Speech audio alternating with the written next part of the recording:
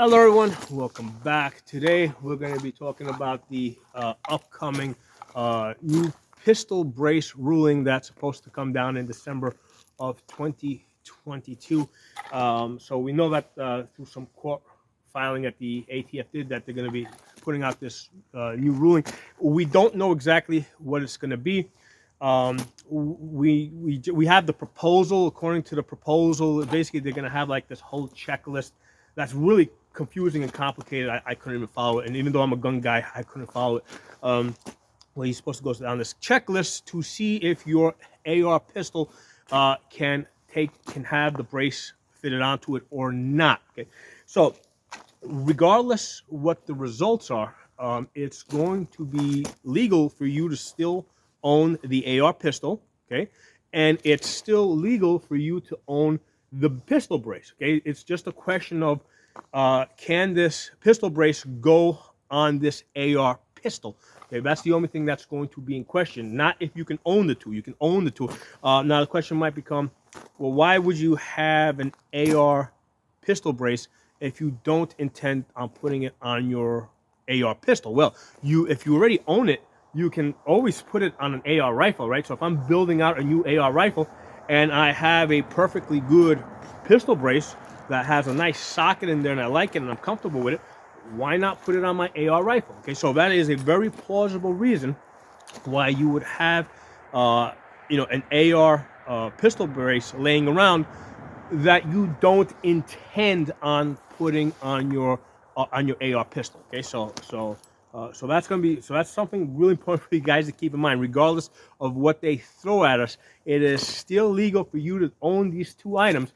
It's just a question of if the two can be combined. Now, you guys will notice that normally when I'm talking about guns, I usually have a gun out that I use for demonstration. And for this video, unfortunately, I do not have an AR pistol to show you guys because I had a terrible boning accident, and they're all at the bottom of Lake Paulback. I mean, very tragic, and I'm sorry for that. But anyway, moving on. But that's the reason why I don't have an AR pistol to show you guys. Okay. So that question that often comes up: is it possible for the ATF to know if you have an AR pistol or not? Okay. So when you buy an AR pistol, based on the way the forms are filled out, they're able to kind of put the pieces together and figure out that it is likely that there's a good chance that you may have an AR pistol. Okay. However, they don't know whether you have a brace on it or not. And also, if you buy just a receiver by itself, right? That gets recorded as an other, and of course, receivers that are basically have been sold by the millions, that can become either an AR rifle or an AR pistol. Okay, so it can go either way. So the point here is that there's lots of data. Basically, the problem here is that they have too much information, a lot more information that they can realistically work with. Okay, so let me pause this because there's an airplane coming overhead. Hold on. Okay, airplane's gone. It's not the ATF paratrooping down on me. So anyway, other question is, well, is it legal for the ATF to even know this information, to know what you bought, and be able to look at those papers that the FFL filled out, or you filled out, and the FFL recorded? Well, there's a law on the books that says that it's illegal for the federal government to have a registry. Okay, that doesn't mean that the government follows the law, particularly the ATF. It doesn't mean that they're following the law, because we know that they have in fact been building up a database, and the way that they're trying to get around, the way that they think they're being cute and getting around this law is that they're saying that it is not searchable. Okay, now anybody knows that any computer programmer can sit down and within a day bang out a code so that database is now searchable.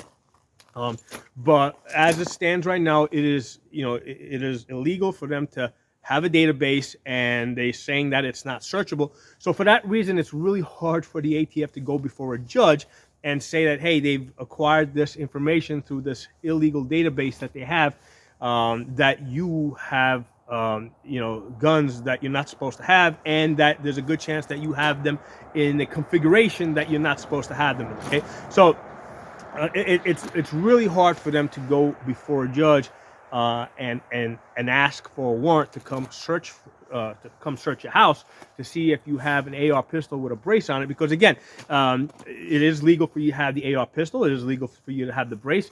So the question now becomes, have you illegally combined the two? Not illegally, but in their eyes, have you broken their rules and illegally combined the two? And remember, they're not just doing this with one person. We're talking about millions and millions of people that have bought AR pistols that may have braces on them, may not have braces on them, may have turned those receivers into rifles, or may have turned them into pistols.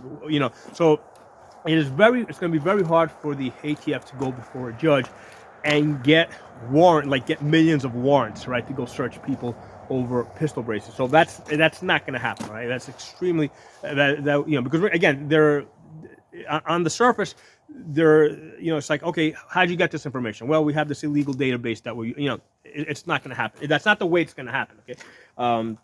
Now, is it most likely what is going to happen is if somebody commits a crime and they have and they use an AR with a pistol brace on it, then that becomes like an additional count.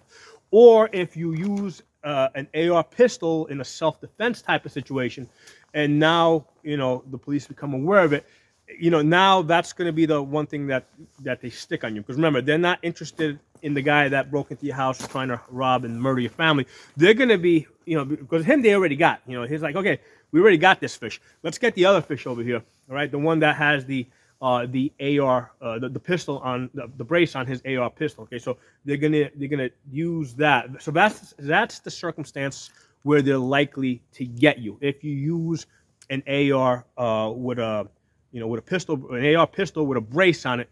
That's during a self-defense type of situation, or let's say during a traffic stop, right? Because it is legal in my state. It's legal for me to have an AR pistol loaded in my truck for self-defense. Well, now let's say I get into some type of situation and traffic stop, and somehow that becomes known to police. Now you got an AR with a brace on it.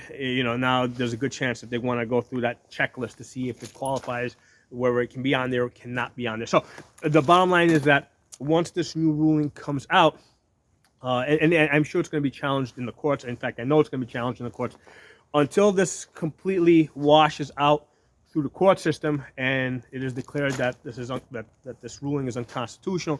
Until you don't want to use an AR pistol with a brace for a self-defense type of situation. Okay, you just want to avoid use it at the gun range, use it use it to have fun with, but don't use it for a self-defense situation with the brace on it. Remember, the brace can come off, and that's wholly, because it's legal for you to have the AR pistol, legal for you to have a brace. It's just a question whether the two can be combined or not. Okay, so what happens if somehow they end up at your house, knocking on your door to ask you questions? Not likely to happen, because again, there's millions of these that have been sold. So what if they send you a letter or call you? Okay, so there's only one correct answer to this. Under the advice of my lawyer, I don't want to talk to you about guns. If you want, I'll have my lawyer contact you, okay? So the Fifth Amendment, do not answer any questions.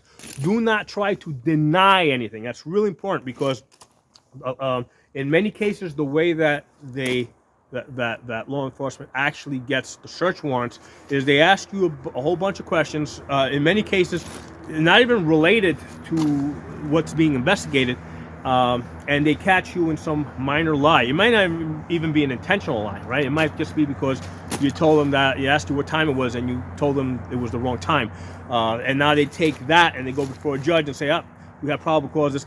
We already caught this guy lying during the course of the investigation. now we want the search warrant. So that's why you do not deny anything, right? Denying, a lot of people make the mistake to think that you're going to deny it and they're going to go away. No. In fact, what they're going to do is they're going to start asking you more questions, trying to get you to deny even more things. Because if you deny enough things, eventually you're going to make a mistake and they're going to use that to go get that search warrant. Okay, so you do not deny anything, you don't confirm anything. If they ask to, hey, we just want to see your pistol and make sure it's in compliance. No, okay, no, not without a search warrant, you're not. Or they might tell you, hey, just give us the brace and we're just going to leave. No, you don't want to do that either.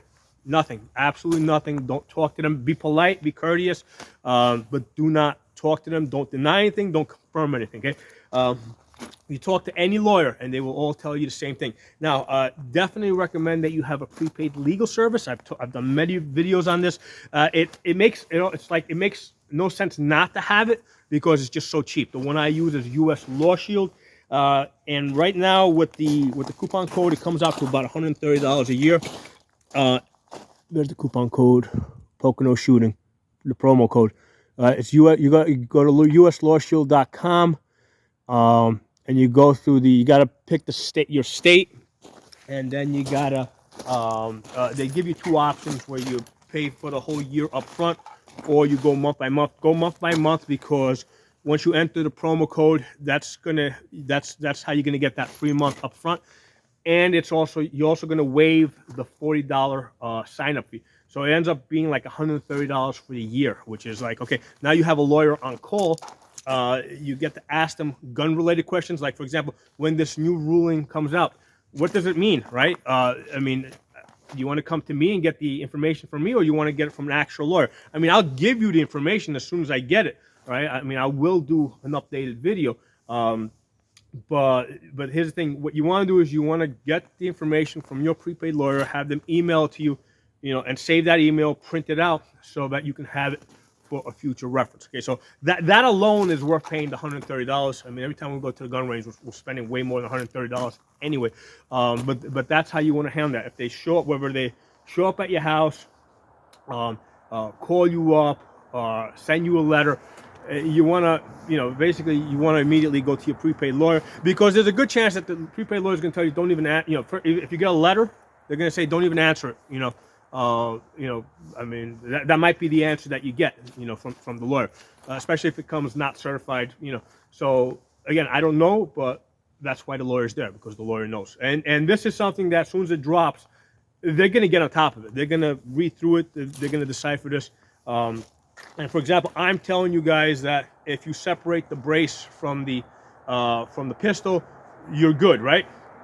But again, I'm not the lawyer. The ruling hasn't even dropped. So, when it comes out, I'm going to go to these guys, to U.S. Law Shield, and find out is that in fact the case? Because it might change by the time the ruling comes out. So anyway, that's what I wanted to put out there. Expect it. It's coming out. Supposedly, it's coming out this month in December 2022. The reason why we know is because the ATF said that in some other court case that they were involved with. And I'm going to leave you guys with the last thing. Do not answer questions. Don't confirm. Don't deny.